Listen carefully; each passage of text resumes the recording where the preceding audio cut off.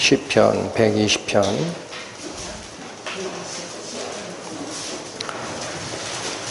살피겠습니다. 내가 환난 중에 여호와께 부르짖었더니 내게 응답하셨도다. 여호와여, 거짓된 입술과 괴사한 혀에서 내 생명을 건지소서. 너 괴사한 혀여, 무엇으로 내게 주며 무엇으로 내게 더할꼬. 장사의 날카로운 살과 로뎀나무 숯불 이리로다. 메색에 유하며 게달의 장막 중에 거하는 것이 내게 화로다. 내가 화평을 미워하는 자와 함께 오래 거하였도다. 나는 화평을 원할지라도 내가 말할 때에 저희는 싸우려 하는도다. 기도하시겠습니다. 저희를 돌보아 주시는 하나님의 은혜에 찬양을 올립니다. 오늘 저희는 성전으로 올라가는 자의 노래, 우리가 마음속에 하나님의 영을 영접하고 말씀을 가슴에 새기고 사는 자입니까? 그렇다면 전에 믿음의 조상들이 성전으로 올라갈 때 불렀던 이 노래의 진실된 의미를 알고자 하오니 저희 마음을 열어서 그 깊은 뜻과 의미를 깨닫게 하여 주시고 저희 앞날의 행동을 바꿔가는 지침으로 작용할 수 있도록 저희의 오른손을 잡아 이끌어 주시옵소서. 저희를 위하여 목숨을 바치신 예수님 이름 받들어 기도 올렸습니다. 아멘. 시편 120편은 120편부터 15개의 시편이 있습니다. 그러니까 시편 120편에서 시작해서 시편 134편까지 15개의 시편은 어떤 분들은 이제 이거를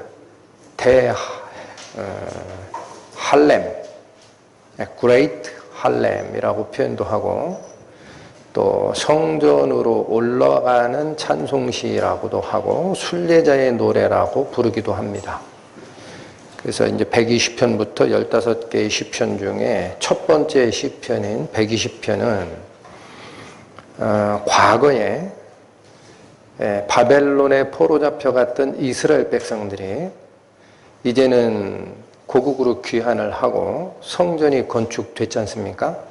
그래서 매년 하나님께 경배하기 위해 1년에 3차례씩 반드시 내 얼굴을 보라 라는 명령에 따라 순례길을 행했다고 합니다.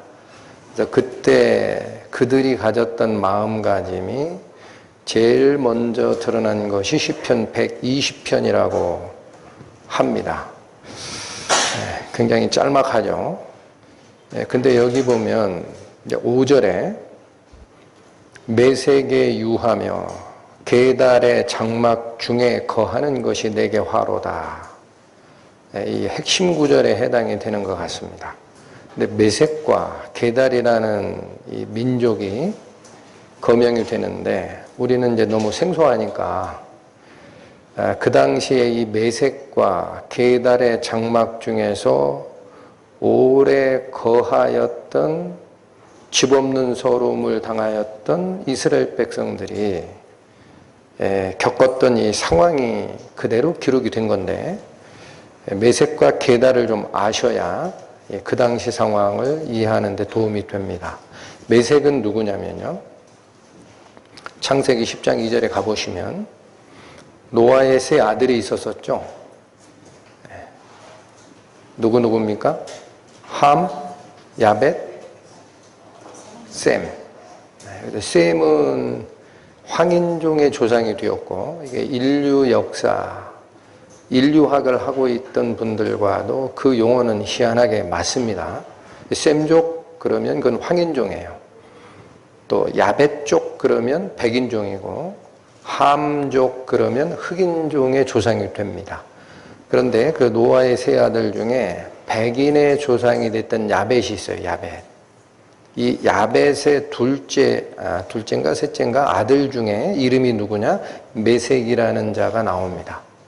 그러니까 우리가 알 수 있는 것은 메색이라는 이 종족은 백인종에 해당이 되는 겁니다. 그리고 이 메색은 나중에는 그 사람의 이름들이 이 홍수 이후에 쭉 세상에 퍼쳐나가면서 그들이 거하던 지역의 지명으로도 발달이 돼요. 그 메색 그러면은 지명으로는 뭐랑 연결이 되느냐? 모스크바입니다. 나중에 그렇게 연결이 됩니다. 그걸 연구하는 학자들이 있어요. 발음도 비슷하죠. 메색, 모스크바. 그래서 이 메색 족속들이 이 당시에 거하였던 그 지역은 터키의 북부 지역 혹은 러시아의 남쪽 지역까지 올라가서 거했던 백인종이다라고 얘기를 하고, 이들은 쇠를 다루는데 기술이 굉장히 뛰어났다라고 하고 또한 싸움에도 능했던 족속이라고 얘기를 합니다. 그래서 이들은 주로 북방민족이고 좀 거칠어요. 그런데 쇠를 다루는데 기술이 뛰어나고 또 군사적 능력을 겸비했기 때문에 이들이 밥 먹고 사는 후구지책은 약한 민족을 사로잡아 노예로 팔았다 그래요. 그리고 자기들이 가지고 있는 쇠 다루는 기술로 그 당시에 가장 비싼 쇠 종류가 뭐냐면요, 놋입니다. 놋. 우리 성경에도 성전의 성소와 지성소에 있는 금으로 싸잖아요. 근데 그거 외에 제단, 불을 사용하는 제단이나 물두멍은 뭐로 만들게 되어 있습니까? 놋입니다.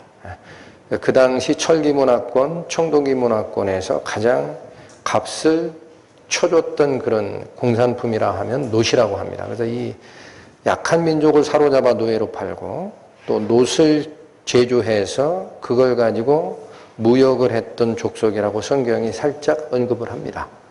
찾아가 봅니다. 에스겔 27장 구약 1191페이지입니다.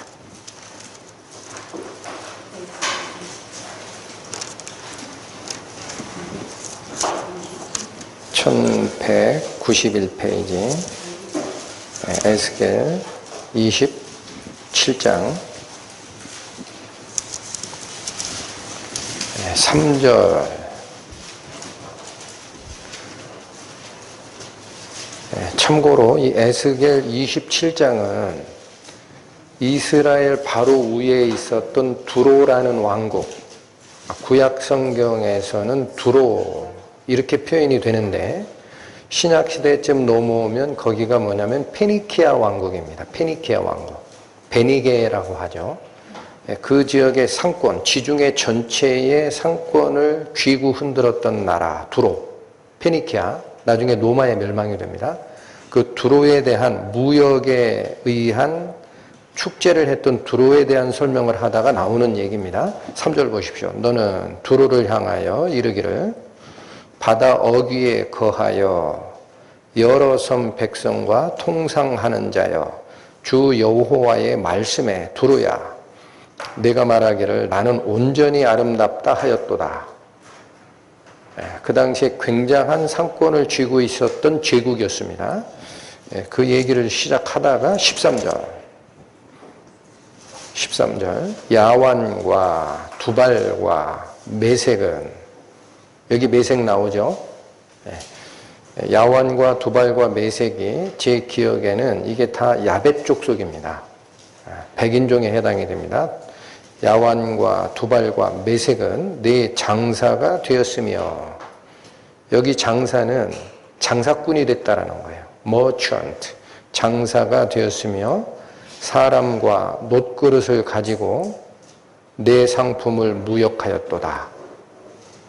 무슨 뜻이죠? 야완과 두발과 메색이라는 족속들은 장사꾼이 돼서 두로에 가서 무역을 했다라는 거죠. 물건 바꾸는 일을 했는데 그들이 제시한 물품에 뭐가 있었어요? 사람과 놋그릇을 가지고 가서 내 상품, 두로가 거래하는 상품과 바꾸는 일을 했던 족속이다라는 뜻입니다. 이 사람이니까 좀 이해가 안 되는데 다른 번역본에 보면은 노예라고 아예 명시를 했어요.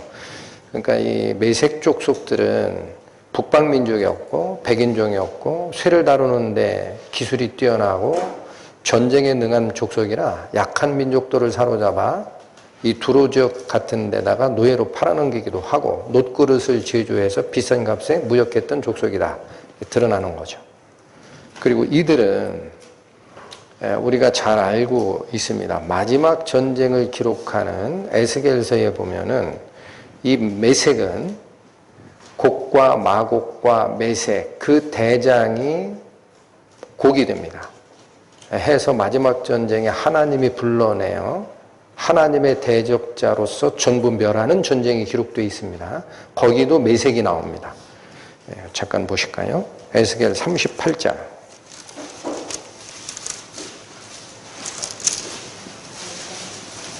1211페이지 에스겔 38장 1절에서 6절까지 여호와의 말씀이 내게 임하여 가라사대 인자야 너는 마곡 땅에 있는 곡 곧 로스와 메색과 두발 왕에게로 얼굴을 향하고 그를 쳐서 예언하여 이르기를. 자, 여기 예언의 대상자를 뭐라고 얘기합니까? 마곡 땅에 있는 곡, 곧 로스. 지명을 연구하는 분들이 이 로스라는 지명에서 러시아라는 지명이 나왔다고도 합니다. 로스와 메색, 이게 모스크바라는 지명이 출발된 근원이라고 하고, 두발 왕에게로 얼굴을 향하고 그를 쳐서 예언하여 이르기를 주 여호와의 말씀에 로스와 메색과 두발 왕 고가 내가 너를 대적하여 너를 돌이켜 갈고리로 네 아가리를 꿰고 너와 말과 기병 곧 네 온 군대를 끌어내되 완전한 갑옷을 입고 큰 방패와 작은 방패를 가지며 칼을 잡은 큰 무리와 그들과 함께 한 바 방패와 투구를 갖춘 바사와 구스와 붓. 여러분, 북방민족을 하나님이 끌어낼 때에 누가 연합되는 거냐? 5절에는 다른 족속이 연합이 돼요. 바사가 어디입니까? 페르시아입니다. 지금으로 이란입니다. 현재 국제정세가 과거에 팔레비 왕조인가요? 저도 역사가 지금 확실치 않아서 과거에 이란을 지배했던 팔레비 왕조 시절에는 미국과 굉장히 친했었어요. 이란이. 근데 지금 호메이니 왕조인가? 이쪽으로 넘어오면서 완전히 터닝했습니다. 이란이. 요즘의 정세는 이란의 위정자들이 하는 얘기가 이 땅에서 이스라엘을 씨를 멸하리라라고 공공연하게 호소를 합니다. 마지막 전쟁은 이 페르시아, 지금 딱 이란 지역입니다. 여기가. 이들이 합류하게 돼 있어요. 구스라는 것은 어디입니까? 이디오피아 쪽에 있는 족속의 이름입니다. 붓, 이건 리비아 쪽입니다. 지금 지명으로 대칭시켰을 때. 그러니까 얘는 아랍 족속이에요. 한마디로. 아랍 족속과 북방 족속이 연합돼서 6절 고멜과 그 모든 때와 극한 북방의 도갈마 족속과 그 모든 때 곧 많은 백성의 무리를 너와 함께 끌어내리라. 마지막 전쟁에 북방 민족을 끌어내고 우리 시대에 만약 이 일이 일어난다 그러면 그건 러시아입니다. 그 다음에 페르시아 지역에 있던 아랍 족속들이 연합해서 하나님을 대적하는 전쟁이 기록된 것이 에스겔 38장의 전쟁입니다. 여기도 메색이 나오죠. 자, 어찌됐든 지금 저희가 살피고자 하는 것은 성전에 올라가는 찬양시 시편 120편에 메색에 유하며 계달의 장막에 거하는 것이 내게 화가 있다라고 얘기한 이 말씀이 무슨 뜻이냐? 이걸 살피고자 이 기본 베이스, 기본적 정보를 얻고 있는 과정입니다. 그렇다면 계달은 누굽니까? 계달, 이건 그냥 말로 설명드리겠습니다. 계달은 창세기 25장 13절에 가보시면은 아브라함이 자기 아내 사라의 여종으로부터, 즉 하갈에서부터 난 아들이 이스마엘이죠. 요 이스마엘이 현 아랍 족속의 조상이 돼버립니다. 근데 그 이스마엘의 둘째 아들이 게달이에요. 그래서 이 게달이라는 뜻은 단어 자체가 검다라는 뜻입니다. 원래 단어의 뜻이 검다. 그러니까 이 족속들은 검은 족속이에요. 왜 그래요? 왜 아브라함의 첩에서 난, 몸종인 첩에서 난 이 자식들이 검었을까요? 하갈이 애굽 여인이었기 때문에. 하갈 자체가 애굽 여인이에요. 종으로, 애굽 여인이지만 종으로 사라가 데리고 있었던. 과거에 이집트에 내려갔다가 온 적이 있었죠. 누가? 아브라함이. 그러다가 잘못해가지고 이집트 왕 바로에게 자기 아내 팔아먹을 뻔했잖아요. 내 누이 동생이라 그래가지고. 그때 나올 때 아마 데리고 나온 종이 하갈이었을 것이다. 그래서 어찌됐든 지금 하갈의 아들인 이스마엘의 둘째 아들이, 즉 하갈의 손자죠. 그자 이름이 게달, 검다라는 뜻의 게달인데, 이들은 나중에 사막에 거주를 하면서 유목 생활을 합니다. 요즘에는 이게 베두인족이라는 표현을 쓰는 경우가 있어요. 아라비아 탐방 이런 TV 프로그램 보시면 베두인족이라는 표현 쓰는 거 들어보셨습니까? 근데 그 베두인이라는 것은 족속 이름이 아닙니다. 베두인은 광야에 거하는 사람이라는 일반 명사예요. 그러니까 그건 게달족이 될 수도 있고 어느 민족이 될 수도 있습니다. 근데 어찌됐든 이 게달 족속은 피부가 검었던 흑인종이고 사막에 거하며 유목 생활을 했고, 광야에서 사는 민족들의 특징은 칼과 창보다는 활을 잘 쏘요. 긴 거리를 사격해야 되니까. 그런 특징을 가졌던 족속이다라고 얘기를 합니다. 그러면 시편 120편의 5절에 바벨론의 포로에서 돌아왔던 이스라엘 백성이 이제는 예루살렘에 있는 성전에 올라가면서 과거를 회상하는 거예요. 옛날에 포로 잡혀 있었을 때는 누구와 같이 살기도 하고 누구와 같이 살기도 했다? 저 러시아 쪽에 살고 있는 북방 민족이 터키 쪽에 와 있었을 거거든요.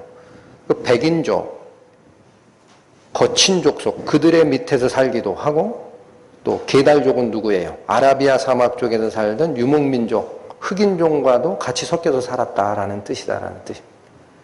그렇게 이해하시면은 상황은, 정보는 충분합니다. 문제는 오늘 이 말씀을 상고하실 때 옛날에 바벨론 포로 잡혀갔다 돌아오던 이스라엘 백성들의 상황이 우리랑 무슨 관계래요? 이래버리면 아무 도움이 없어요. 그래서 이제 우리가 여기서 얻어야 되는 교훈의 시각으로 성전에 올라가는 시편의 첫 번째에 나오는 120편의 의미가 뭘까? 그걸 생각을 하자라는 얘기입니다. 다시 읽습니다. 1절. 내가 환난 중에 여호와께 부르짖었더니 내게 응답하셨도다. 아주 간단한 말씀입니다. 자, 그러면 성전에 올라가는 일이 우리는 무슨 일일까요? 지금 마침 지난주에 나간 설교 말씀이 하나님의 집이라는 성전의 의미를 살폈습니다. 옛날에도 그랬어요. 과거에도 하나님의 집, 성전이라는 것은 하나님 당신이 거하는 게 아니고 당신의 말씀을 보관했던 것, 당신의 이름을 둔 곳이라는 의미다 그랬죠. 솔로몬 성전부터 그랬습니다. 신약 시대에는 어떻게 됐다 그랬죠? 하나님의 말씀이 육신이 돼서 오셨던 예수님이 곧 성전이셨고, 그분께서 십자가에 돌아가시고 이제는 승천하여 하늘로 올라가신 뒤에는 누가 성전이 되고, 그분의 성령을 내 몸에 받아 간직하고 있는 성도들을 가리켜 너희 몸이 곧 성전인 것을 왜 모르느냐라고 얘기를 하셨습니다. 그러니까 우리가 성전에 올라간다는 이 말을 지금 시대에서 받을 경우에 이것은 무슨 뜻이냐라는 거죠. 무슨 뜻입니까? 여러분 성전에 올라가십니까? 얼마나 자주 올라가십니까? 어떻게 올라가십니까? 성전에 올라가는 걸 잘 모르시면 오늘 말씀을 잘 들으시기 바랍니다. 성전은 하나님의 말씀이 보관된 곳이에요. 가장 핵심이 그 얘기입니다. 그럼 내가 말씀 앞에 나아갈 때 그게 성전에 올라가는 자의 자세입니다. 그때 제일 먼저 얘기하는 120편 1절의 말씀이 우리에게 굉장히 중요한 거예요. 내가 환난 중에 여호와께 부르짖었더니 내게 응답하셨도다. 이 말씀. 여러분 하나님께 기도하시죠? 얼마나 자주 하십니까? 어떻게 하십니까? 하나님과 내 소원을 하나님께 올리고 하나님이 나에게 응답해 주는 과정이 왜 1절에 있을까요? 그게 성전에 올라가는 가장 기초석이기 때문에 내가 하나님께 교류를 하고 하나님은 나를 직접 인도하는 인도자가 아직은 내 생활에서는 그런 게 경험된 게 없다 그러면 성전에 올라간 적이 없는 겁니다. 그게 맞습니다. 아무리 주장해도 소용없습니다. 자, 그런데 여기 보면 희한한 얘기예요. 사실은 환난이 있었을 때 내가 환난을 만났을 때 하나님께 부르짖는 일이 있고 하나님은 거기에 내게 응답을 주신다라는 얘기죠. 이 1절의 핵심이. 그러면 왜 환난이 하나님을 체험하는 경로가 될까라는 거죠. 우리는 하나님 믿으면 잘 살고 하나님 믿으면 내 앞날이 환히 열리고 내 마음에 근심이 없고 이렇게 생각하는데 성경이 가리키는 바는 그 반대쪽에 있어요. 환난이 있어야 내가 하나님을 찾는다라는 겁니다. 시편으로 잠깐 가보십니다. 시편 50편 837페이지 시편 50편 15절 말씀. 환난 날에 나를 부르라. 내가 너를 건지리니 네가 나를 영화롭게 하리로다. 여러분 희한한 말씀이죠. 환난 날이 있을 때 너 혼자 해결하려고 하지 말고 너의 인생의 주인, 너의 생명의 주 하나님께 올리라라는 거예요. 그러면 내가 가서 너를 건질 것이다. 그러고 나서 뭐가 있다? 그 후에 네가 나를 영화롭게 하리라. 이게 하나님을 만나는 루트입니다. 내가 잘되고 내가 번영하고 내가 문제가 없을 때 하나님 안 쳐줘요. 인생이 원래 그래요. 나는 안 그렇습니다. 그렇게 얘기하시지 마십시오. 다 그렇습니다. 내가 잘되고 앞날에 문제가 없을 때 하나님 안 찾게 돼 있습니다. 내 앞에 분명한 문제가 생겼을 때 내가 그걸 해결하려고 꿍꿍대고 할 게 아니라 먼저는 그걸 주장하시고 다 하시고 모든 것에 능하신 하나님께 기도를 올리는 거예요. 그럼 그분이 길을 비춰주시고 해결해 주시면 나는 하나님께 뭐를 드리는 겁니까? 영화로우신 아버지여 당신이 하셨나이다. 그것이 성도와 하나님 간의 교제입니다. 이게 기본입니다. 그래서 다시 본문으로 오십니다. 시편 120편의 1절의 말씀은 환난이 있었을 때에 반드시 여호와께 부르짖으라. 그대로 환자예요. 그랬더니 하나님께서 나에게 응답하셨습니다. 라는 얘기입니다. 하나만 더 좀 말씀을 드리면 환난을 당하면서도 하나님께 못 돌아가는 사람도 있습니다. 내 앞길이 훤히 뚫리고 세상적으로 부귀 영달이 앞길에 쫙 펼쳐 있을 때 하나님 안 찾는 건 그렇다 쳐요. 근데 환난이 왔는데도 이게 환난인지 아닌지 하나님을 찾아야 되는 상황인지 아닌지 아예 모르는 경우가 있어요. 그러면 그 자는 더 깊은 수렁으로 빠집니다. 어떻게 해야 하나님을 찾을까요? 하나님의 도움이 필요하다라는 사실을 알아야 찾습니다. 그럴 거 아니겠습니까? 하나님 있어봐야 뭐해요? 그러면 안 찾아요. 하나님의 도움이 저에겐 절실히 필요합니다. 그러니 저는 하나님께 돌아가겠나이다. 이걸 딱 두 마디로 줄이면 뭐예요? 회개. 구약의 히브리어 성경은요, 회개라는 말이 직접 거의 안 나옵니다. 신약에는 나옵니다. 그 마음을 돌이키라라는 의미의 메타노이아라는 헬라어를 씁니다. 근데 이 단어가 구약 성경에 연결된 단어는요, 돌아오라라는 동사와 연결이 되어 있어요. 슈브. 왜 돌아가요? 거기에 답이 있기 때문에. 이걸 깨닫지 못하는 자는 뭔가 일이 꼬이면 남 탓을 합니다. 저 사람이 나를 핍박한 거야. 혹은 세상이 나를 핍박하고 있는 거야. 나는 잘못이 없어. 왜들 그러는 거야? 하나님은 뭐 하시고 그럼? 어떻게 돌아가요? 안타깝습니다.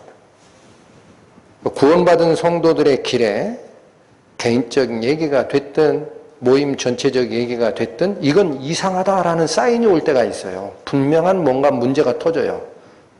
그럴 때 우리는 시선을 어디에다 둬야 됩니까? 그걸 아시는 하나님, 그걸 통해 영광을 받으시기를 원하는 하나님께 내 마음을 드리고 기도해야 합니다. 그러면 하나님은 당신의 뜻에 합당한 기도에 반드시 응답하시는 하나님이십니다. 그걸 믿으십시오. 100%입니다. 그런 기도에는 하나님이 100% 응답하십니다. 바라시고 있어요. 내가 제발 그걸 보고 혼자 헤매지 말고 나한테 오라. 그거 허락하시는 거예요. 성도들에게. 자, 계속 읽겠습니다. 이게 첫 번째의 고백이었다라는 거예요. 성전에 올라가는 자의 찬양 노래의 첫 번째. 그 뒤에 나오는 2절부터 7절까지 6절은 분석하기에도 편하게 하셨어요. 앞단 3절과 후단 3계절. 이 주제가 두 가지로 딱 대비가 되어 있습니다. 앞단 3절을 먼저 있습니다. 2절에서 4절까지. 여호와여, 거짓된 입술과 괴사한 혀에서 내 생명을 건지소서. 너 괴사한 혀여, 무엇으로 내게 주며 무엇으로 내게 더할꼬. 장사의 날카로운 살과 로뎀나무 숯불이리로다. 무슨 뜻이죠? 일단 핵심 단어 꼽아라 그러면 뭡니까? 거짓된 입술과 속이는 혀입니다. 괴사한 혀라는 것은 그 속이는 혀예요. 그러니까 같은 뜻이에요. 거짓된 입술, 속이는 혀를 하나님의 집 성전으로 올라가는 성도는 첫 번째로 그거 나에게서 제해 주십시오라는 기도를 하고 있는 모습이다라는 거예요. 근데 이게 얼마나 하나님을 뵈러 가는 과정에 문제가 됐으면 3, 4절은 무슨 뜻입니까? 3, 4절. 괴사한 혀여, 무엇으로 내게 주며 무엇으로 내게 더할고. 이 표현이 약간 구어체적으로 옛날 고어체로 돼 있어서 잘 느낌이 안 오는데 이런 얘기입니다. 괴사한 혀, 속이는 입술, 이게 있어요. 그러면 성전으로 올라가는 성도는 일단 그거 제해야 된다 이거예요. 그런데 여기 이 표현은 그에게, 그 혀, 속이는 입술, 괴사한 혀에게 내가 보복을 하겠다라는 거예요. 의미가. 너에게 뭔가를 내가 되돌려주고 싶은 게 있다. 문맥을 이해하시겠습니까? 3절 다시 보세요. 너 괴사한 혀여, 무엇으로 내게 주며 무엇으로 내게 더하겠느냐. 이거는 얹혀주겠다라는 게 아니라 했죠. 복수하겠다라는 단어입니다. 이 문맥이. 그러면서 저자는 어떤 방식을 제시를 합니까? 장사의 날카로운 살과 로뎀나무 숯불로 너에게 돌려주겠다. 무슨 뜻이에요? 이 장사가 뭐예요? 여기는 장사꾼의 장사가 아니라 힘이 센 자, 용사입니다. 전사. 가장 전쟁을 잘하는 자의 살, 화살. 백발백중 쏘아 맞추는 전사의 화살로 너에게 주겠다. 또 로뎀나무 숯불로 너에게 주겠다? 한마디로 무슨 뜻이에요? 한 번에 쏴서 죽이더라도 너는 죽이겠다라는 각오예요, 각오. 그 다음에 그 쏘아서 죽이는 상황이 아니면 어떻게 하겠다? 숯불로 너에게 줘서 아예 태워 없애겠다. 내 앞에서 사라져라. 제발. 왜 이렇게 얘기를 할까요? 순례자는. 성전으로 올라가는 과정에 이게 제일 문제가 된다는 의미입니다. 우리 구원받은 성도들도 마찬가지입니다. 하나님의 말씀을 가지고 교제할 때 분명히 기억하실 것은 좀 이따 살피실 겁니다. 내가 얘기하는 말이 형제자매 간의 교제에 금을 가거나 문제를 야기하거나 저는 더 중요한 게 있다고 봐요. 그 입술과 이 속닥거리는 그 음성에 내 마음을 줬을 때 본인이 실족합니다. 꼭 기억하십시오. 그런 마음을 가지고는 순결한 하나님 말씀 앞에 가봐야 말씀이 안 열립니다. 맨날 거기서 뱅뱅 돌아요. 맨날 돌아요. 성경 말씀 살핍니다. 야고보서 3장. 신약 373페이지. 야고보서 3장 6절. 신약 374페이지. 6절, 7절, 8절의 말씀. 혀는 곧 불이요 불의의 세계라. 혀는 우리 지체 중에서 온 몸을 더럽히고 생의 바퀴를 불사르나니 그 사르는 것이 지옥불에서 나느니라. 여러 종류의 짐승과 새며 벌레와 해물은 다 길들임으로 사람에게 길들었거니와 혀는 능히 길들일 사람이 없나니 쉬지 아니하는 악이요 죽이는 독이 가득한 것이라. 저나 여러분 반드시 마음에 기억할 게 있습니다. 나는 그래도 다른 건 몰라도 내 말은 다른 사람보다 온유해. 그렇게 생각하십니까? 혀 자체가 여기 뭐라고 되어 있습니까? 6절. 혀는 곧 불이라 해요. 불. 태우는 불을 얘기해요. 이거 fire. 또한 불의 세계라 그래요. 혀 자체는 선에 속한 지체가 아닙니다. 불의한 세계, 불의한 영역에 있는 게 혀예요. 그래서 이 혀는 사람이 길들일 수 있어요? 없어요? 8절. 혀는 능히 길들일 사람이 없나니 쉬지 아니하는 악이요 죽이는 독이 가득한 것이라. 왜 이렇게까지 얘기했을까요? 혀가 안 좋은 역할을 할 때, 즉 남의 험담을 하거나 문제를 야기할 때 그 영향력은 혀는 불이요라고 시작했습니다. 6절 잘 보십시오. 이 불의 세계, 그 불의 영향력이 어디서 온다고 얘기를 합니까? 성경 말씀. 지옥에서 나온다 그래요. 지옥에서 나오는 불입니다. 그러니 이 혀는 나는 다른 사람보다 행동은 잘 몰라도 말하는 데는 온유하다라고 생각하는 분, 오늘 다시 생각하셔야 될 겁니다. 완전히 길들인 사람은 세상에 없어요. 그러니까 하나님께 기도해야 됩니다. 우리 성도들은 어쩔 수 없어요. 내가 혹 잘못된 언행, 특히 말을 했다라는 게 하루를 마감하는 저녁 시간, 기도 시간에 딱 생각이 나면 다시 돌아보는 거죠. 그게 하나님이 필요한 이유입니다. 우리에게. 완전한 자면 어떻게 하겠어요? 시편으로 가보십니다. 101편 874페이지. 시편 101편.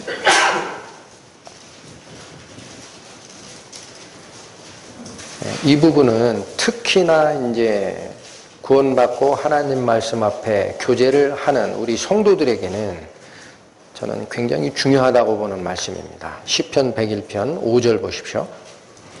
그 이웃을 극히 허는 자를 내가 멸할 것이요 눈이 높고 마음이 교만한 자를 내가 용납지 아니하리로다. 이웃을 극히 허는 자라고 되어 있습니다. 표현이. 다른 쪽 번역본에 보면은 뒤에서 험담하는 자, 번역이 그렇게 되어 있습니다. 뒤에서 험담하는 자.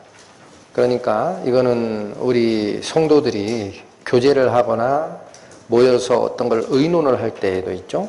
대면하여 얘기할 때는 잘못된 사항을 지적할 수 있습니다. 그러나 그게 문제 해결을 위한 토의의 장이 아닌데 뒤에서 다른 사람의 장점을 얘기하는 것은 관계없을 것 같아요. 단점을 자꾸 얘기를 하기 시작하면 이걸 우리가 뭐라고 얘기하죠? 뒷담화 그러죠. 뒷담화. 뒤에서 하는 얘기거리. 뒷담화. 이게 그 말입니다. 이웃을 극히 허는 자라는 뜻은 뒤에서 험담하는 자입니다. 그러니까 아예 마음에 아예 정하셔야 됩니다. 무슨 얘기를 하고 싶을 때 이게 죄다라는 것을 모르기 때문에 거기에 내 입술을 줘버리는 거예요. 이게 죄라는 사실을 알면 우리가 주겠습니까? 재밌으니까 하는 거예요. 그리고 그게 꿀맛이라 그래요. 꿀맛이야. 꿀맛. 좀 이따 찾아봐 드릴 거예요. 꿀맛이기 때문에 이게 무슨 죄야? 재밌으라고 하는 얘기지 하다가 뒤에서 얘기하고 특히나 좀 전에 살폈던 야고보서의 혀가 불이라고 했습니다. 불, fire. 우리 믿음의 선진들은 불의 속성을 세 가지로 얘기를 해요. 불이라고 왜 했을까, 혀를? 불은 어떤 속성이 있다고 하느냐? 작은 것이 점점 커져서 모든 것에 영향을 줍니다. 그렇죠? 작은 불씨 하나가 모든 집을 태우죠. 두 번째 어떤 속성이 있다? 옮기면 옮길수록 커진다. 세 번째는 결국 자기도 타 죽는다. 시작한 자가 죽어요. 이게 불의 속성이라고 얘기합니다. 그러니까 이 부분을 꼭 기억을 하십시오. 이웃에 대한 얘기를 하거나 논의장이 아닌 상태에서 형제가 됐든 자매가 됐든 뒤에서 그분의 잘못됨을 얘기를 하기 시작하면은 그게 재밌어요. 저라고 안 하겠습니까? 가끔 재밌어져요. 이건 아니지. 그리고 특히 그런 걸 알기 때문에 뭐라고 하느냐면 혼자만 하세요 그러잖아요. 제가 들은 게 있는데 혼자만 하세요. 전하지 마시고. 혼자만 할 거는 얘기하지 말라는 뜻입니다. 이게. 당신 혼자만 알고 계세요라고 할 거면 얘기하라 하지 말라. 하지 마라. 이게 금을 냅니다. 형제자매 교제에 금을 낸다라는 거. 그리고 이게 왜 이렇게 하나님이 멸할 대상이다. 이건 하지 마라. 라고 하느냐. 그게 재밌으니까 다 빠지게 돼 있어요. 얼마나 재밌는지 볼까요?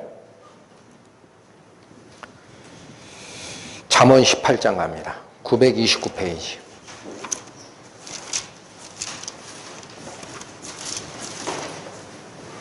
잠언 18장 8절 말씀.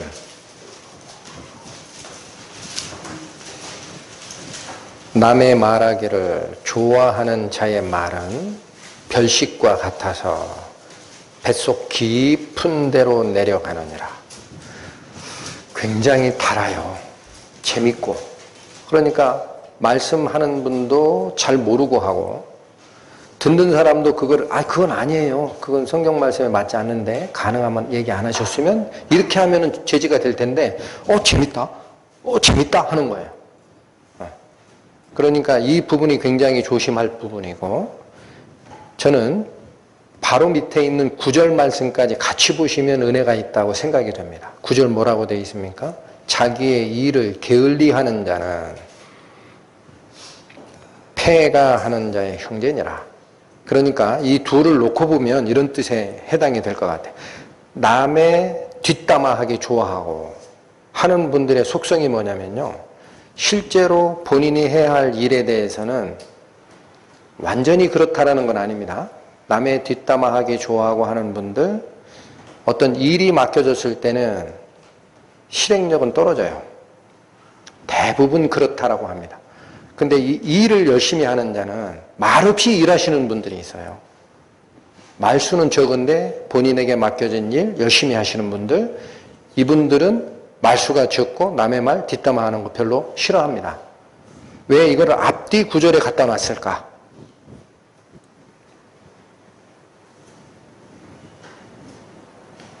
저희가 첫 번째 성전에 올라가는 자가 왜 속이는 입술 또 거짓된 혀를 아예 내가 전사의 화살로 쏴버리고 로뎀나무 숯불로 갖다가 싹 살아버리리라 라고 얘기하는지가 드러나는 거예요. 그것이 없은 상태에서 하나님 앞에 말씀 상고하러 올라간다라고 가정을 해보세요.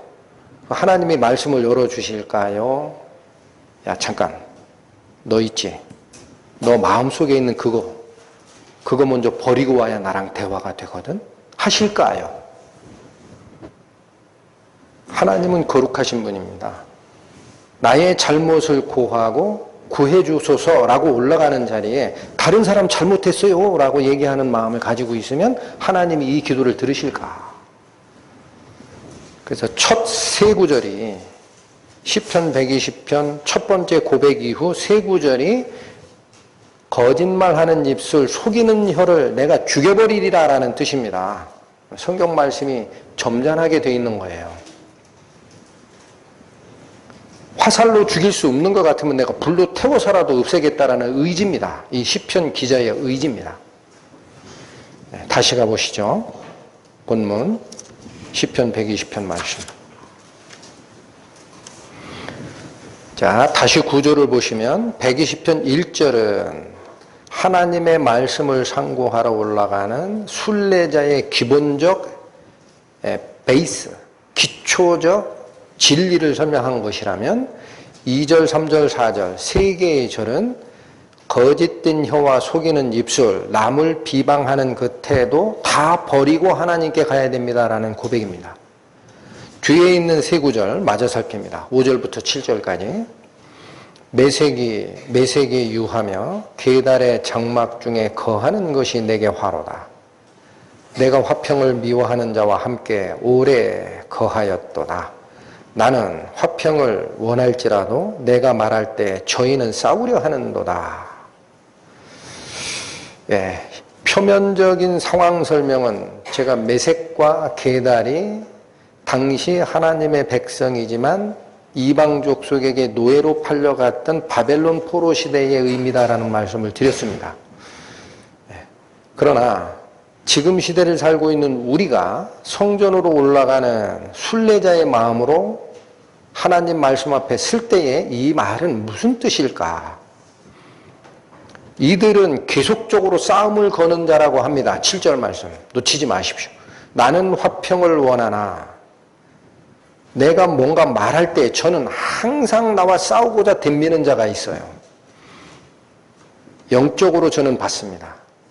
이 적은 외부의 적일 수도 있고 내부의 적일 수도 있다고 봅니다. 그러나 오늘날 신앙생활을 하는 우리 성도들에게 외부의 적은 없어요. 아직까지. 너 예수님 안 믿는다고 하면 죽일 거야. 칼과 창으로 우리를 핍박하고 환난하는 무리가 지금 있습니까? 대한민국에서 없습니다. 아직은. 그럼 이 환난은 현대 시대를 사는 우리 성도들에게는 무슨 뜻일까? 없단 얘기냐?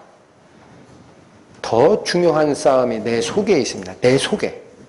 내 속에 하나님의 말씀을 받고자 하는 영적 마음을 계속 송사하고 방해놓고 다른 쪽으로 끌고 가고자 하는 이 싸움꾼.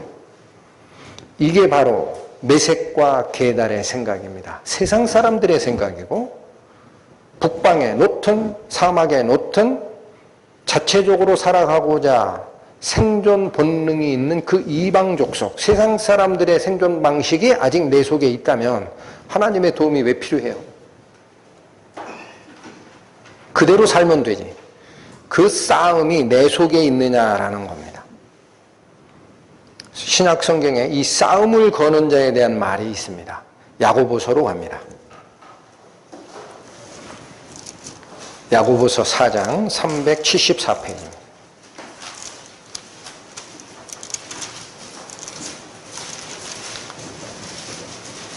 신약성경 374페이지 야고보서 4장 1절에서 3절까지만 살피겠습니다. 너희 중에 싸움이 어디로 다툼이 어디로 조차 나느뇨. 잠깐 끊습니다. 우리 안의 싸움이 또는 나를 중심으로 하는 다툼이 근원이 있다라는 얘기입니다. 이 말씀의 시작. 질문으로 시작하세요. 너 혹시 아니? 라는 거예요. 다시 읽습니다. 너희 중에 싸움이 어디로 다툼이 어디로 조차 나느뇨. 너희 지체 중에 싸우는 정욕으로 조차 난 것이 아니냐. 왜 그거 아직 모르니? 답 나왔습니다. 우리 안에 싸움이 일어나는 근원이 어디에 있다라고 얘기하십니까? 내 속에 있는 정욕, 육신적인 생각, 그것이 근원이 돼서 싸움이 시작된다라는 거예요. 2절, 너희가 욕심을 내어도 얻지 못하고 살인하며 시기하여도 능히 취하지 못하나니 너희가 다투고 싸우는도다. 잠깐 끊습니다. 2절의 이 상반 부분은 세상 사람들이 자기의 목표, 자기의 욕구, 자기의 인생 향락을 취할 때에 사용하는 방식입니다. 세상 사람들이 쓰는 방식이에요. 그렇죠. 욕심도 내고 얻고자 하고 정 안 되면 다른 사람들을 죽이기도 하고 시기하고 합니다. 그러나 얻어요? 이 방법으로는 못 얻어요? 얻습니까? 못 얻습니까? 못 얻습니다. 그건 죄의 길로 갈 뿐입니다. 다시 읽습니다. 2절. 너희가 욕심을 내어도 얻지 못하고 살인하며 시기하여도 능히 취하지 못하나니 결국 너희가 다투고 싸우는 일밖에 없다라는 거예요. 그런데 이어지는 말이 있습니다. 너희가 얻지 못함은 구하지 아니함이기 때문이다. 3절로 이어집니다. 구하여도 받지 못함은 정욕으로 쓰려고 잘못 구함이라. 여러분, 오늘 성전으로 올라가는 노래, 하나님께 순례하는 자의 찬송 노래 120편에 1절이 얘기하는 바가 뭡니까? 환난 중에 내가 여호와께 부르짖었더니 하나님께서 나를 응답하셨다 그랬어요. 구원하시고. 지금 이 말이 똑같은 겁니다. 신약 성경에 있지만 내가 뭔가를 해결하려고 내 방식대로 내 육신적인 욕심에 따라 다투고 싸우고 시기하고 별 방법 다 써봤지. 그거 싸움밖에 안 일어나. 그거 말고 구하라. 하나님께 구하라. 그런데 어떻게 구하라? 육신의 슬력은 구하지 말라. 그건 잘못 구하는 거야. 하나님이 원하시는 것을 사모하고 그걸 달라고 요구를 하라. 그러면 기꺼이 주시리라. 말씀이 그거 아니에요. 환난 날에 너는 나에게 부르짖으라. 내가 너를 거기서 건지리니 네가 나를 영화롭게 하리라. 라는 것이 하나님과 인간 간의 교제하고 하나님을 경배하는 가장 기본된 삶의 방식이다라는 겁니다. 저는 이거를 정리를 좀 해봤어요. 육신의 생각은 하나 더 보시고 설명을 하겠습니다. 지금 여기는 문제 해결의 방식이 제가 이게 버릇입니다. 버릇. 정리해드리고 가고 싶은 마음. 문제 해결의 방식이 내 방식 말고 그런 뜻이에요. 내가 나를 위해 했던 그 방식 말고 반대편에 있는 하나님의 방식을 선택하고 그분의 도움을 구하라. 이 뜻이라면 성도들이 가지고 있는 싸움을 거는 주체, 내 속에 있는 육신의 정욕, 이것이 메색에 유하고 계달의 장막에 거하는 과거 생활 방식이라는 거예요. 그런데 그게 왜 그렇게 중요한 싸움이냐? 로마서로 갑니다. 로마서 8장. 신약 248페이지. 로마서 8장 3절부터 9절까지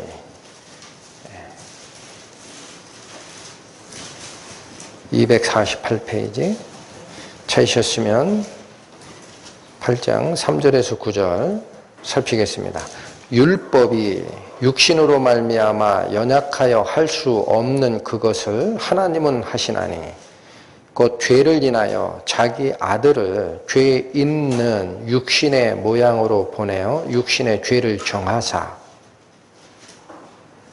여러분, 말이 조금 이게 우리의 성화의 삶, 우리의 신앙생활의 가장 핵심 구절들을 얘기하기 때문에 어려워요. 근데 놓치지 마셔야 될 게 있습니다. 3절에서 반드시 잡아야 될 거는 육신은 쇳덩어리라고 정했어요, 하나님.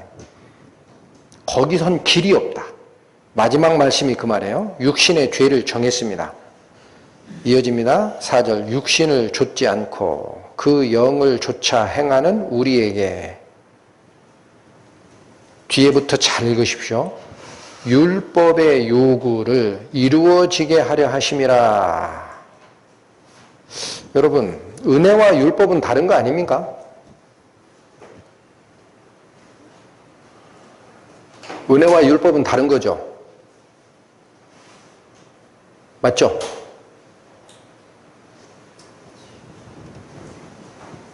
오늘 점심 2그릇씩 드실 분 많습니다, 지금. 은혜와 율법이 다른 게 아니에요. 잘 기억하십시오. 율법이 무엇입니까? 그러면 반대로 묻겠습니다. 율법이 뭡니까? 율법은 거룩함의 하나님의 기준이 율법입니다. 확정하셔야 됩니다, 마음속에. 율법이라는 것은요, 하나님의 거룩함의 기준을 선포한 게 율법이에요. 근데 왜 율법을 쫓아가는 자는 저주 아래 빠집니까? 그러니까 이 말 때문에 율법을 저주의 대상으로 보는 거예요. 제 얘기를 잘 들으셔야 됩니다. 율법은 저주의 대상이 아닙니다. 율법은 하나님의 거룩함의 기준을 선포한 겁니다. 반드시 기억하십시오. 그런데 그게 왜 우리 인간에게는 저주의 수단으로 사용이 됩니까? 하나님의 거룩함에 죄인은 갈 수 없으니까 저주받는 거지. 율법이 더러운 게 아니고 인간이 더러운 거예요. 이걸 혼합해서 짬뽕밥을 만드니까 율법과 은혜가 다른 거다라고 얘기하기 시작하고 구약 성경을 버리고 자기 멋대로 살아가는 인생을 삽니다. 복음을 변질시킵니다. 율법은 하나님의 거룩함의 기준입니다. 반드시 keep in mind 하십시오. 그런데 이 율법이 나에게 왜 저주가 되느냐면 하나님의 거룩함 앞에 죄인이 서면 저주받을 수밖에 없어요. 그래서 내가 저주를 받는 거예요. 율법이 저주가 아니고. 그러니 하나님의 거룩함이라는 조건을 내 행동으로, 내 자발적 노력으로, 나의 의로운 행동으로 충족하려고 하는 자는 저주 아래에 있는 거예요. 그럼 어떻게 충족해야 됩니까? 이 하나님의 거룩함을. 나는 못하기 때문에 그리스도라는 열린 길을 향하여 쫓아가는 거예요. 이 길을 내신 분이 그리스도인 거예요. 내가 못하는 그 의를 예수님이 뚫으셨어요. 사다리입니다, 사다리. 지상에 밑에 2발이 있고 하늘까지 연결된 사다리. 야곱이 봤던 그 사다리. 하늘이 열리고 사다리가 서 있는데 천사들이 오리락 내리락 하는 걸 보더라. 그 사다리가 그리스도입니다. 그러니까 내가 올라갈 수 없는 길을 내가 곧 길이요 진리요 생명이라 라는 예수님 말씀 따라 사다리를 놓으신 그리스도를 통하여만 가야 되는 거예요. 그분은 이걸 다 이루셨습니다. 율법의 거룩함을 다 이루셨습니다. 그런데 그걸 내가 쫓아가는 게 은혜입니다. 나 혼자 앞에 서겠소라는 게 거만이고 저주입니다. 율법이 폐지된 게 아니에요. 분명히 기억하십시오. 잘못된 가르침 속에서 아직도 허우적대면 안 됩니다. 어떻게 율법이 폐지가 됩니까? 하나님의 거룩함이 어떻게 사라집니까? 마음에 질문을 하셔야 돼요. 그 거룩함 앞에 죄인이 스스로 가려고 하면 저주를 받는 거예요. 그러니 이건 아니다. 길이 아니다. 막혔다. 너는 못 간다. 발견했니? 예. 그러면 그리스도를 통하여 오거라. 이게 은혜인 거예요. 이해되셨습니까? 왜 그걸 아직도 분별 못하는 분들이 있는지 모르겠어요. 우리 말씀사랑교회에서 지금 2년 가까이 선포되는 말씀인데 그걸 버렸기 때문에 하나님을 버리는 거예요. 건방 떠느라. 은혜인데 무슨 율법 자꾸 얘기하고 그래? 그렇게 얘기하기 시작하는 거예요. 그게 타락의 시작입니다. 성경 말씀은 뭐라고 얘기하십니까? 자, 이제 잘 보십시오.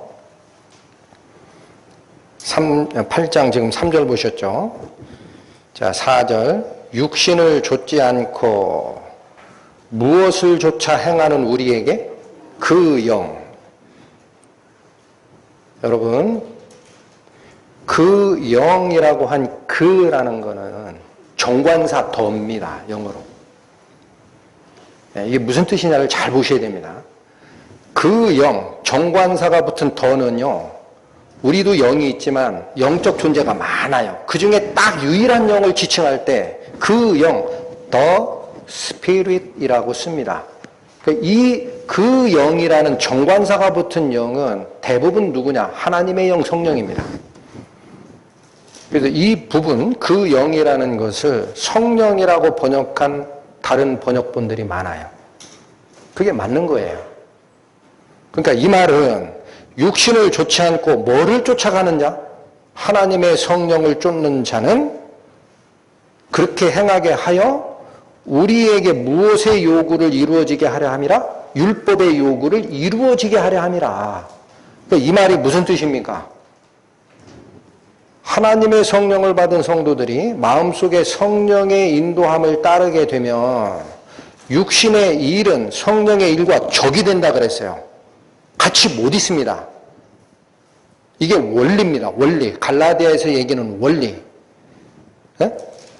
너희가 원하는 것을 못하게 하는 방법이 있다 그러잖아요. 갈라디아서에서. 뭐라 그래요? 너 육신적 욕심 있잖아. 그거 못하게 하는 방법 딱 하나 있어. 내가 알려줄게. 하나님의 성령과 육신의 소욕은 서로 민계되어 있다 그랬어요. 같이 못 있는다. 그러니 네가 할 일은 딱 하나다. 다 버리고 성령을 붙들라. 이 말이 그 말입니다. 육신을 쫓지 않고 뭐를 쫓아가는 자? 하나님의 성령을 쫓는 자는 율법이 요구하는 게 있어요. 하나님의 거룩함. 그 방향으로 가게 돼 있어요. 이게 행동이 바뀌는 진정 거듭난 그리스도인의 증거입니다. 내 안에 그런 게 아직 없다. 다시 돌아보십시오. 예수님 말씀 다시 생각하세요. 좋은 나무가 나쁜 열매를 맺을 수 없고 나쁜 열매가 좋은 나무를 맺을 수 없나니 무릇 나무는 열매로 하느니라. 무슨 뜻이에요? 사과나무가 탱자를 열 수 있습니까? 못하죠. 그 말은 내가 사과나무가 아닌데 나는 탱자나무인데 열심히 율법을 지켜서 사과나무처럼 될 수 있다. 그런 얘기가 아니고 원래 하나님의 성령을 받은 자라야 내 안에 역사하는 성령의 음성에 따라 내가 바뀌어가면서 성령의 역사하신 증거가 열매로 드러나는 삶을 살게 된다는 뜻이에요. 우선은 생명이 바뀌어야 되는 거예요. 우선은 종류가 바뀌어야 되는 거예요. 우선은 내 영이 거듭나야 되는 거예요. 그런 후에야 성령의 인도함에 따라 나를 바꿔가는 성령의 결과물, 열매가 드러나게 돼 있다. 열매가 없어요, 저는 아직. 그런 분 계시면 구원받은 지 얼마 안 됐다. 조금 더 훈련하시면 됩니다. 구원받은 지 10년, 30년 됐는데 아직 그런 열매가 한 번도 없다. 그건 당신을 돌아보셔야 돼요. 내가 열매 없는 삶을 살고 있는데 내가 과연 하나님의 영을 받은 자가 맞나? 속은 거 아닌지. 성경이 얘기하는 말 그대로 쫓아가야 됩니다. 한 말씀 한 말씀 살얼음판 걷는 사람의 발자국처럼 겸손히 조심스럽게 하나님 말씀을 살펴야 됩니다. 그 결과가 여기 드러나는 거예요. 5절 육신을 좇는 자는 육신의 일을 영을 좇는 자는 영의 일을 생각하나니 육신의 생각은 사망이요 영의 생각은 생명과 평안이라. 육신의 생각은 하나님과 원수가 되나니 이는 하나님의 법에 굴복지 아니할 뿐 아니라 할 수도 없습니다. 육신에 있는 자들은 하나님을 기쁘시게 할 수 없느니라. 만일 너희 속에 하나님의 영이 거하시면 너희가 육신에 있지 아니하고 영에 있나니 누구든지 그리스도의 영이 없으면 그리스도의 사람이 아니라. 두 가지를 정리해 드리겠습니다. 육신의 생각은 7절 보세요. 하나님과 원수입니다. 같이 못 있어요. 이 원리 때문에 육신을 쫓아가고자 하는 아직 죄성이 있는 우리 그리스도인들이 육신 쪽으로 끌리지 아니하고 성령의 인도를 따라 살아가는 길을 여신 거예요. 이 둘이 원수입니다. 또한 7절에 뭐라고 되어 있습니까? 하나님의 법에 굴복지 아니할 뿐 아니라 굴복할 수도 없다.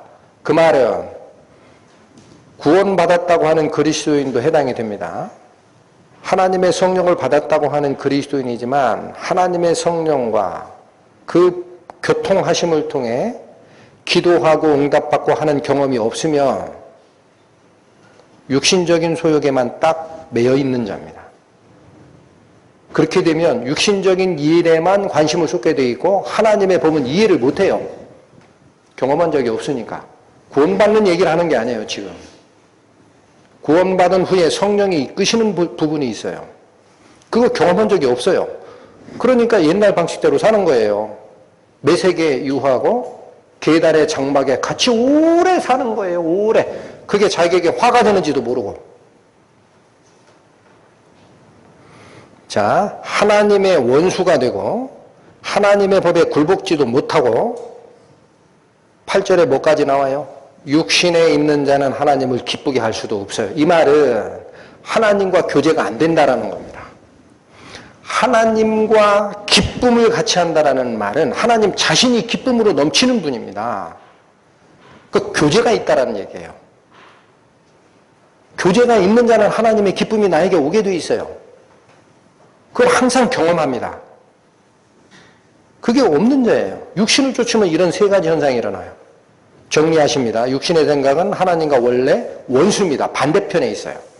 그래서 하나님 법을 이해도 못하고 할 수도 없어요. 굴복도 안 돼.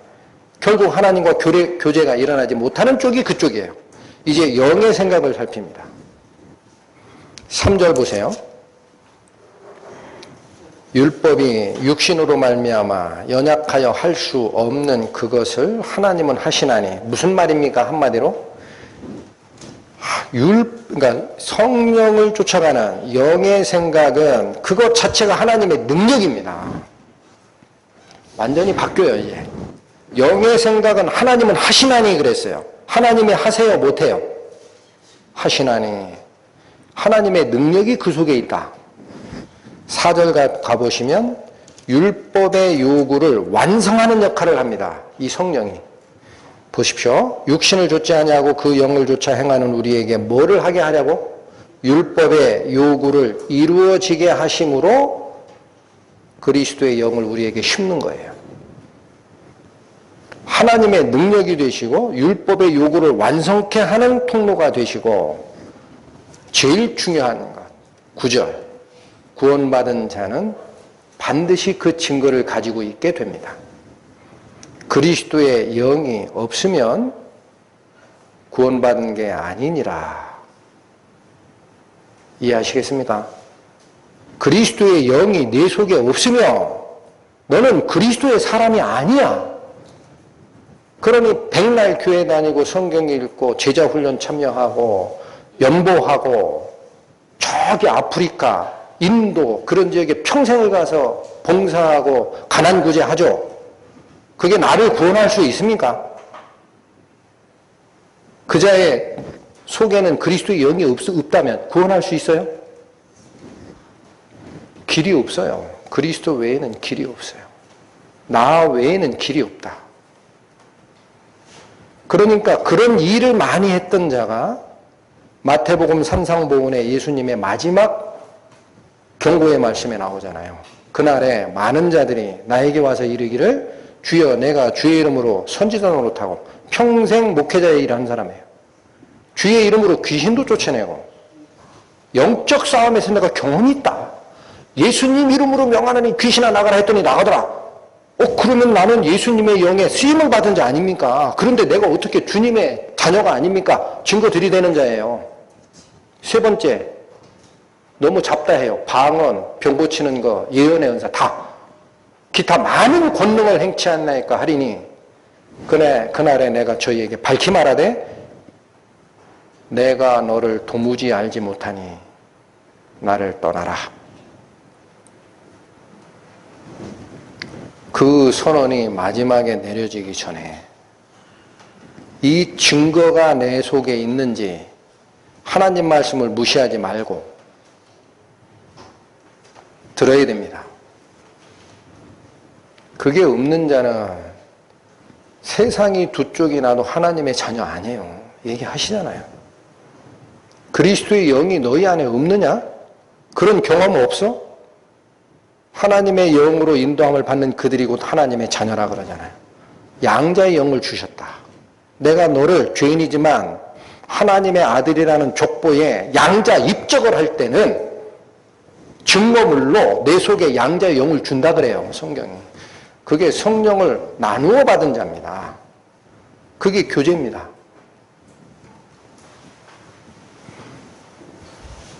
디모데전서 6장 신약 341페이지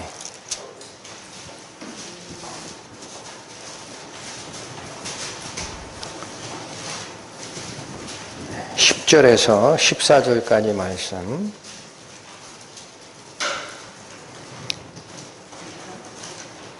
디모데전서 6장 10절. 돈을 사랑함이 일만 악의 뿌리가 되나니 이것을 사모하는 자들이 미혹을 받아 믿음에서 떠나 많은 근심으로 자기를 찔렀도다. 11절. 오직 너 하나님의 사람아 이것들을 피하고 의와 경건과 믿음과 사랑과 인내와 온유를 좇으며 믿음의 선한 싸움을 싸우라. 영생을 취하라. 이를 위하여 네가 부르심을 입었고 많은 증인 앞에 선한 증거를 증거하였도다. 만물을 살게 하신 하나님 앞과 본디오 빌라도를 향하여 선한 증거로 증거하신 그리스도 예수 앞에서 내가 너를 명하노니 우리 주 예수 그리스도 나타나실 때까지 점도 없고 책망받을 것도 없이 이 명령을 지키라. 성도들이 싸워가는 영적 전쟁은 그 말씀 기억하시는지 모르겠습니다. 우리의 씨름은 싸움이라는 뜻이에요. 우리의 씨름은 혈과 육에 대한 것이 아니요. 정사와 권세와 이 어둠의 세상 주관자들과 하늘에 있는 악의 영들에 대함이라. 영적 싸움입니다. 싸움 자체가 믿음의 선한 싸움인 거예요. 여기 말씀 나오죠. 돈을 사랑하지 말라. 왜 그렇게 얘기를 하느냐? 그게 믿음에서 떠나게 하는 근원이라 그러시잖아요. 10절에. 다시 보십시오. 돈을 사랑함이 일만하게 뿌리가 되나니 이것을 사모하는 자들은 미혹을 받아 믿음에서 떠나게 돼요. 그러니 돈을 사랑하지 말라. 필요한 돈은 내가 준다고 약속했지. 그러니 돈을 사랑하면 안 돼. 돈을 쫓아가지 마. 돈이 필요하면 줄 거야. 이 약속 믿으십시오. 또 하나는 11절. 그래서 돈을 쫓아가는 이 세상 사람들의 욕심, 욕정, 아까 싸움의 근원, 얻고자 하고 다투고 시기하고 싸우고 살인하는 그 근원, 그거 피하라 그러잖아요. 11절. 오직 너 하나님의 사람아 이것들을 피하라. 어디 가다가 강도 만난 것처럼 도망가라는 뜻이에요. 이거는 얼른 거기서 도망가라. 가서 어디로 가라?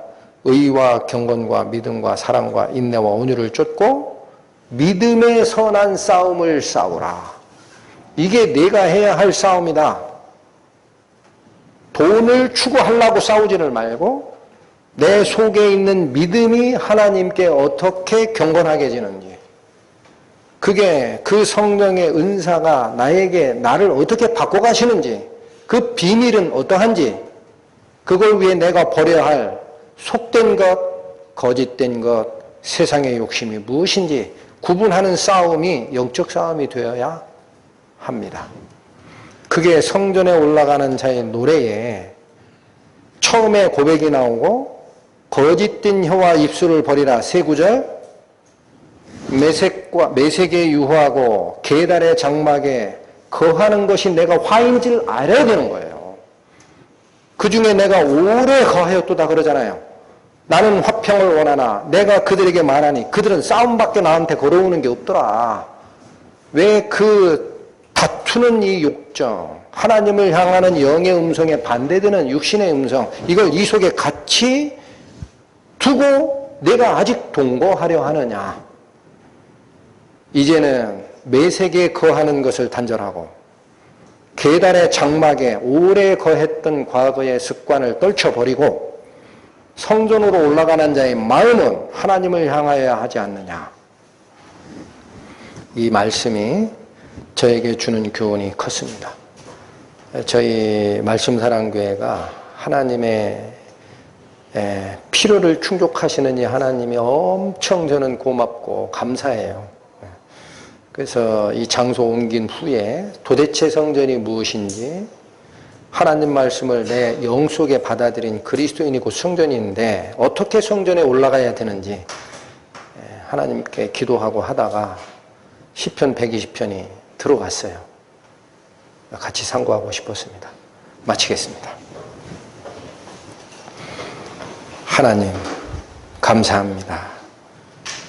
앞 뒤를 분간하지 못하고 좌우를 분간하지 못하는 어린아이 같은 저희들을 주님의 자비와 은혜로 앞길을 밝혀주시고 저희 오른손을 잡아 이끌어 주심에 말씀 속에서 저희가 길을 발견하고 하나님의 도움을 청하며 저희를 인도하시는 하나님의 은혜에 찬양을 올리게 됨을 감사합니다. 저희가 가지고 있는 이 영광의 복음, 죽은 자의 영을 살리는 이 영광의 복음이 오는